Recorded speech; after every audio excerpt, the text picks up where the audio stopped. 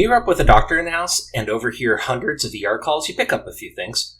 The two I remember most: everyone is dehydrated pretty much all the time, and nearly every emergency room cut was self-inflicted by people who thought cutting towards themselves would be okay. But it's hard when safety and convenience are at odds and we convince ourselves that being careful is good enough, which I'm pretty sure every other person that ended up in the ER said before my dad got the calls. It didn't take more than a few near misses for me to realize I needed a new strategy, something that was fast but also safe, and maybe even help keep the cut even so my bagel wasn't sad and lopsided. Turns out that if you cut downward and spin the bagel a little as you go, you can keep the cut solidly in the middle without any chance of it hitting you. And boom! Fast, balanced, and safe all at the same time. As a bonus, why bother with clips or twist or ties when you can just stuff the plastic into the remaining bagels in seconds? After all, what are holes for?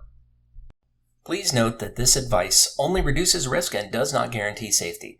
With an abundance of talent or stupidity, or some combination of both, you may still end up cutting yourself. And I cannot be held responsible for your natural talent. Thank you.